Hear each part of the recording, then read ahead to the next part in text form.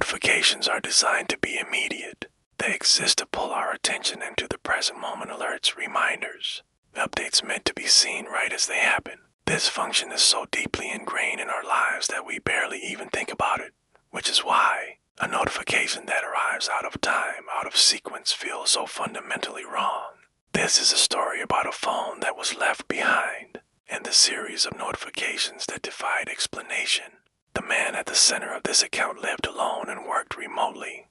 He was described by those who knew him as quiet, consistent, and predictable. So, when he didn't show up for a scheduled morning call, his co-workers initially just assumed it was a connection issue. But when he still hadn't responded by noon, concerns started to spread. By that evening, the authorities were contacted. They found him in his apartment. He had died earlier that morning from what preliminary reports called natural causes. There were no signs of a struggle, no evidence of foul play. It seemed like a straightforward, though tragic, event. His phone was found on the nightstand, plugged in, its screen dark.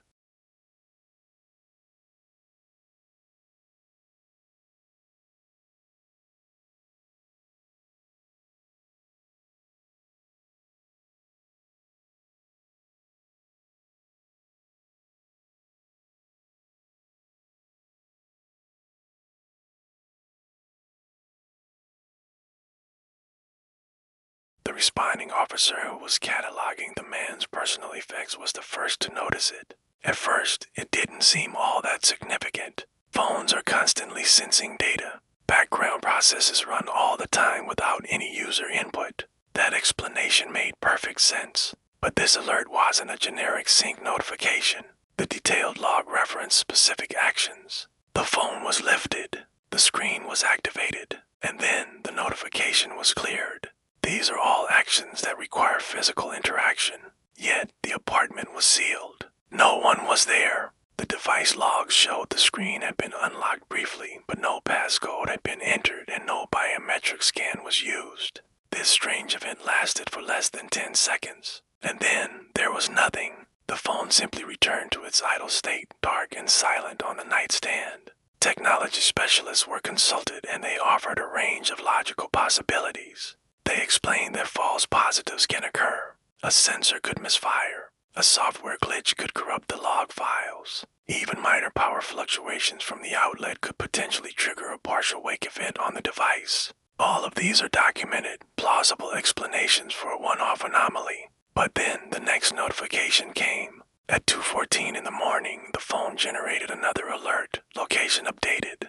The coordinates were only slightly different. Just a few feet from the original position on the nightstand. The phone had moved. Investigators noted the discrepancy, but without any other evidence. It remained an unexplained detail in an otherwise closed case. The device was powered down and placed into an evidence bag for storage. The story should have ended there, but 3 days later, during a routine processing of evidence, something else happened. The phone, sealed in its bag, powered itself back on. No one had touched it. It was sitting in a secured locker. The screen lit up just long enough to display a single cryptic notification before going dark again. The message read, "You missed something."